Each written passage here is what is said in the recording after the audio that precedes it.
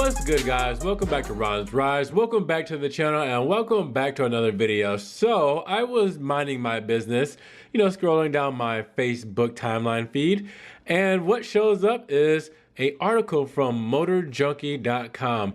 And Motor Junkie had an article that said 20 pricey sports cars that fail to justify their costs. So I said, very interesting title. Let me click on it, and it did its job. That catchy title brought me into the article. I went to the article just to see what cars were on that list. And lo and behold, you guys know I'm making this video because it either involves a Maserati or an Alfa Romeo. Well, ding, ding, ding, it involves both.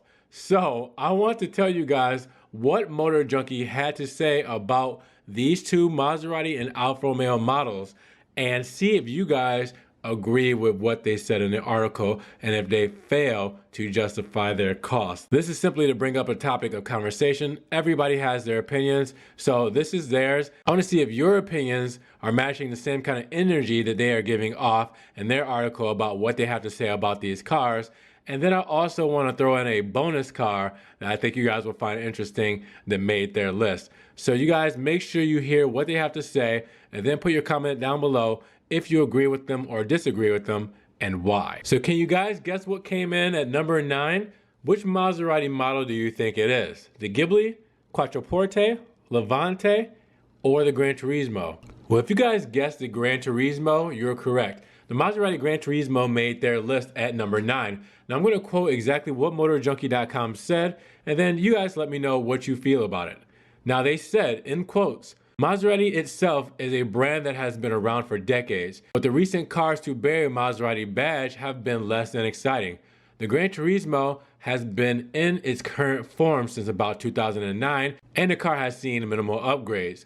You'd expect a car that is in this caliber price to be updated, but overall the Gran Turismo is lacking.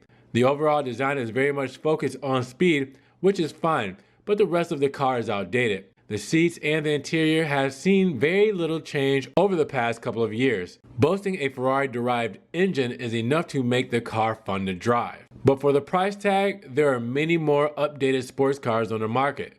Maserati has focused attention on the growing SUV market, which is fine, but this has left the Gran Turismo without a major upgrade in quite a long period. Take one look at the car and it's quite beautiful, but the lacking features for the price make the Gran Turismo best left avoided. Maserati as a brand seems to get content when a certain model is selling well, but the company will need to start innovating to remain competitive. And I end the quotes there. We've said this before. I made a whole video on this. It's my most viewed video at 500,000 views, 500,000 views. We all know Gran Turismo needed to be replaced. They kind of stretched on his life, which now we're getting a new Gran Turismo in about a year and a half. So yes, the Gran Turismo has been dated for a while. It has been in its current form for a while, minus those small little updates. That's a no-brainer for me, but what do you guys feel? Can you guess what the next one is? Well, it's an Alfa Romeo at number 7. Now, we don't have many to pick from here, so it's either a Giulia, it's either a Stelvio, or a 4C. If you guessed an Alfa Romeo 4C, you would be correct. Motor Junkie quotes, "The Alfa Romeo brand came back to a crowded marketplace. Carving out a niche was not going to be easy. The 4C is a sports coupe that looks to build on the sports car heritage of the Alfa Romeo brand. When you think of Alfa Romeo, you think of fast little Italian sports cars that are fun to drive and cheap to own. The 4C looks beautiful from an exterior point of view. The car is very reminiscent of a Lotus in terms of design. But when you get into the interior, you'll see that the car is quite outdated compared to other models on the road. Compared to other sports cars, the 4C has been on the market for some time now. There is nothing to report that is amazing in terms of performance. The car is just a naturally aspirated sports car with a high price tag. There are comparable cars on the market that cost a lot less. The 4C offers a good amount of pep off the line, but the lackluster interior makes the car a pain to live with. There are better choices in the price range than the 4C for someone who wants a lightweight sports car. So again, they're going with outdated, and mainly it's in the interior. With these Italian cars, Maserati and Alfa Romeo, they struggled with the older sports car models where the interior is being outdated. Italians make beautiful cars. There's no debate there. Ferrari, Maserati, Lamborghini, Pagani, so on and so forth. Interior wise, for these two Italian brands, like I said, they did not make a timeless design in the inside, but rather on the outside. So a lot of people do love the look of these cars, love the sound and the performance for the most part.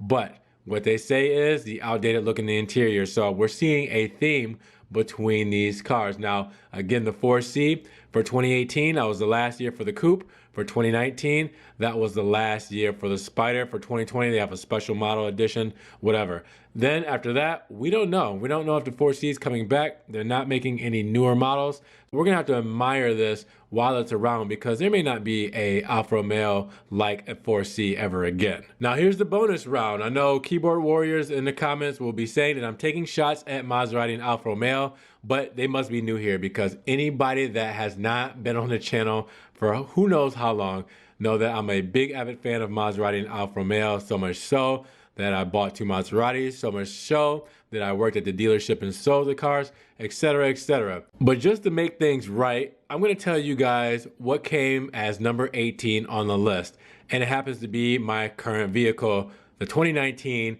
Kia Stinger.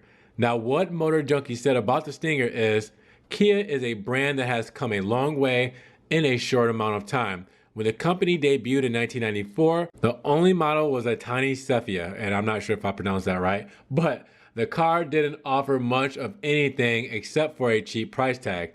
Take a look at Kia now and you are sure to see a top-end car that you could see yourself driving in. The Stinger is Kia's attempt to corner the sports sedan market.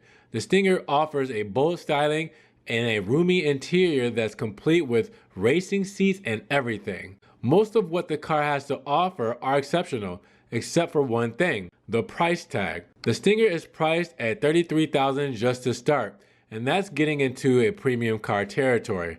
That's not to say that the Stinger is a bad car by any means, but Kia hasn't justified itself as a premium car brand yet. And to command those kinds of prices, there needs to be some sort of a reputation behind it. The Stinger is a beautiful car, but let's have a few years go by and see how the Stinger's reputation has come along.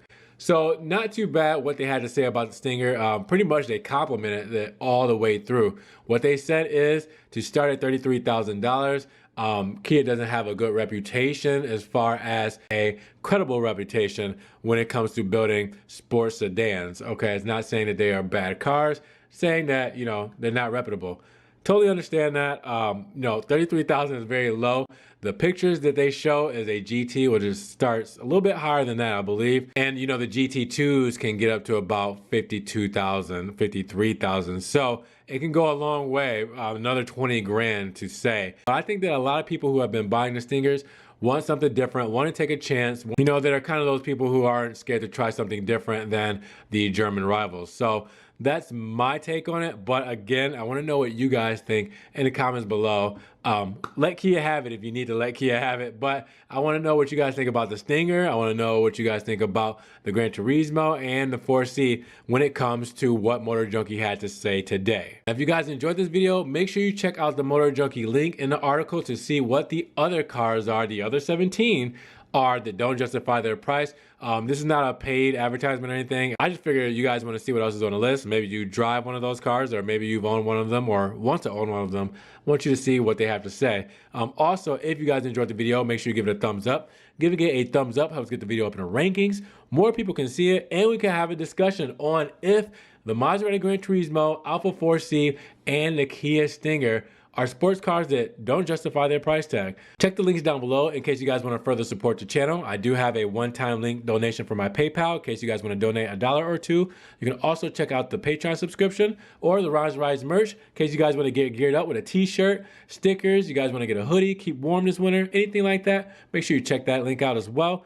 or the social media, Facebook, Snapchat, Instagram, posting everything Maserati Alfa Romeo that you guys don't see on the channel on my social media. Now with that said, make sure you subscribe, click that notification bell so you can get these videos straight to their inbox as soon as they come out. And you guys be blessed, have a great day, and we'll see you in the next Ron's Rise video.